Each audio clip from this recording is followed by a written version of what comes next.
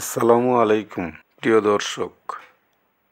স্বর্ণদ্বীপ, এখানে স্বর্ণ না থাকলেও আছে সূর্যের আলোতে রাঙানো এক স্বর্ণময় বালুকা বেলা। সম্প্রতি স্বর্ণদ্বীপ নিয়ে একটি বাংলা চলচ্চিত্র নির্মিত হওয়ার পর সারা দেশে নতুন করে পরিচিতি পায় এই দ্বীপ, যা হাতছানি দিচ্ছে অফুরন্ত সৌন্দর্যের অবলীলায় ঘুরে বেড়ানো মানুষগুলোকে। যারা এখনও স্বর্ণদ্বীপে যাননি তাদের মনে প্রশ্ন জাগতে পারে, কি আছে এই দ্বীপে, একবার দেখে আসি। আর যারা গিয়েছেন তারা বলছেন কি নেই এই দ্বীপে, কি আছে আর কি নেই তা জানাবো আজকের ভিডিওতে। চলুন শুরু করা যাক।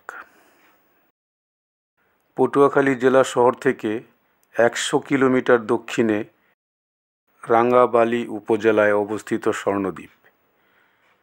উপজেলার দক্ষিণ সীমান্তে 10,000 একর আয়তনের দ্বীপটি দুর্গম হলেও আছে হৃদয় জুড়ানো সৌন্দর্য। বিস্তীর্ণ বনভূমির পাশাপাশি চারপাশে আছে 10 কিলোমিটার সমুদ্র সৈকত। কুয়াকাটা থেকে পূর্ব দক্ষিণ দিকে এর দূরত্ব 30 কিলোমিটার। রাঙ্গাবালী উপজেলার সদর থেকে ট্রলার যোগে মাত্র 3 ঘন্টার পথ পাড়ি দিয়ে যাওয়া যায় এই দ্বীপে। 2004 সালে বঙ্গোপসাগরের বুক চিরে জেগে ওঠে এই দ্বীপটি। ধীরে ধীরে এর সৌন্দর্যের কথা ছড়িয়ে পড়ে চারদিকে। শুরু হয় পর্যটকদের আগমন। আয়তনের দিক থেকে সুন্দরবনের পরে এটি বাংলাদেশের দ্বিতীয় বৃহত্তম দ্বীপ। 2011 সালে 16 ডিসেম্বর সরকার 2026 হেক্টর আয়তনের এই বনভূমিকে বন্যপ্রাণীর অভয়ারণ্য হিসেবে ঘোষণা করে। একই বছরের 24 ডিসেম্বর প্রজ্ঞাপন জারি করা হয়। এরপর থেকেই বনায়ন শুরু করে বন কর্তৃপক্ষ। দ্বীপটিতে বহু প্রজাতির বন্যপ্রাণীর বসবাস রয়েছে। এর মধ্যে উল্লেখযোগ্য হল বানর, খেকশিয়াল, উট বিড়াল, বেজি, সাপ, কচ্ছপ। এরা হলো এই দ্বীপের স্থায়ী বাসিন্দা।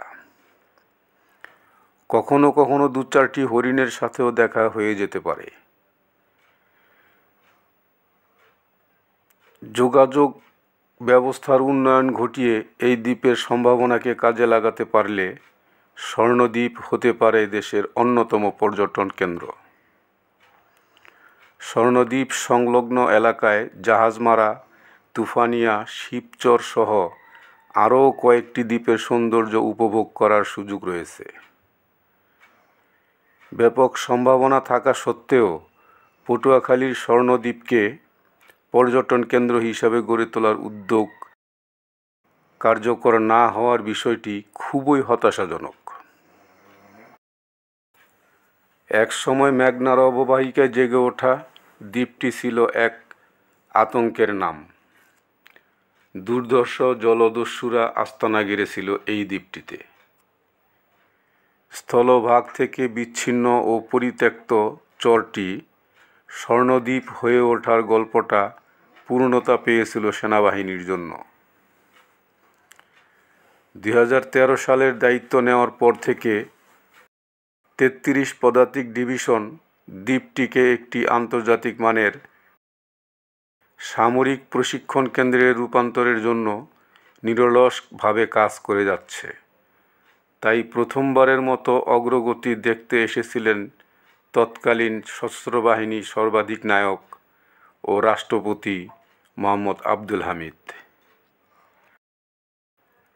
রাষ্ট্রপতির পরিদর্শনকালে দ্বীপে প্রস্তাবিত 31 শয্যা বিশিষ্ট হাসপাতালের ভিত্তিপ্রস্তর স্থাপন করেন।